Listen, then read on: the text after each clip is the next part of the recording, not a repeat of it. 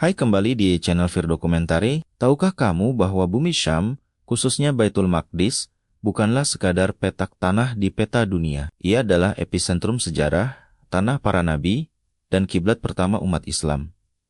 Allah Subhanahu wa Ta'ala secara eksplisit menyematkan keberkahan di sekelilingnya, sebagaimana firman-Nya dalam surah Al-Isra ayat 1, bahwa Masjidil Aqsa telah kami berkahi sekelilingnya. Namun, mengapa tanah yang diberkahi ini kini menjadi pusaran konflik paling panjang dalam sejarah modern? Mari kita bedah arsitektur konfliknya, melihat pertautan antara rekayasa geopolitik manusia dan ketetapan takdir ilahi.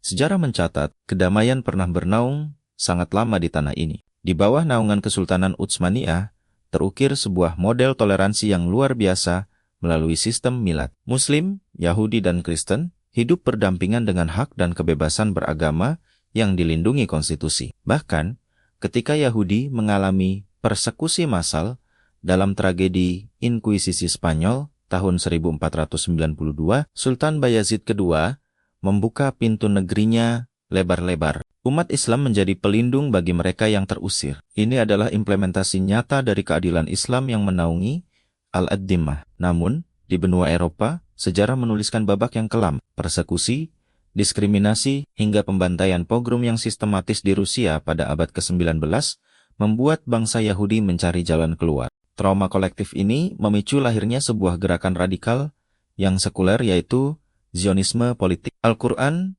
sejatinya telah merekam pola sejarah Bani Israel. Dalam surah Al-Isra ayat 4, Allah berfirman bahwa Dia telah menetapkan terhadap Bani Israel dalam kitab itu bahwa mereka pasti akan berbuat kerusakan di bumi 2 kali dan pasti akan menyombongkan diri dengan kesombongan yang besar. Eksodus ini bukan lagi sekadar mencari suaka, melainkan sebuah proyek politik besar yang mencari pijakan negara. Disinilah arsitektur konflik modern dibangun. Melalui deklarasi Balfour 1917, Kekaisaran Inggris memberikan janji palsu dengan menyerahkan tanah yang bukan milik mereka kepada bangsa yang tidak bermukim di sana. Selama masa mandat Inggris di Palestina dari tahun 1920 hingga 1948, sebuah rekayasa hukum dan militer dijalankan. Lahan-lahan petani Palestina dirampas secara sistematis. Milisi-milisi Zionis dibentuk, dilatih, dan dipersenjatai oleh arsitektur militer Inggris. Ada standar ganda yang telanjang, di mana perlawanan rakyat Palestina diberangus. Sementara mesin perang Zionis dibiarkan tumbuh. Puncaknya adalah tahun 1948, tahun yang dikenal sebagai Nakba atau malapetaka besar.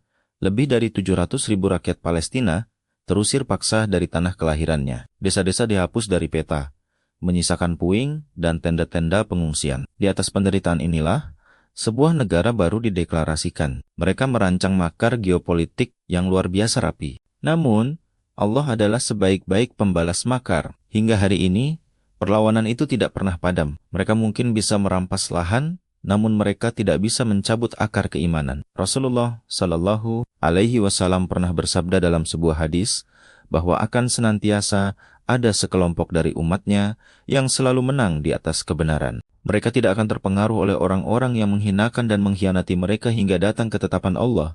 Ketika para sahabat bertanya di mana mereka berada, Nabi menjawab di Baitul Maqdis dan di sekitarnya. Sejarah Palestina bukanlah kisah tentang keputusasaan, melainkan ujian tentang siapa yang tetap berdiri di garis kebenaran. Peta dunia mungkin bisa digambar ulang oleh tangan manusia, namun hasil akhir dari sejarah mutlak berada di tangan Sang Pencipta. Sampai jumpa di kajian Fir Dokumentari selanjutnya.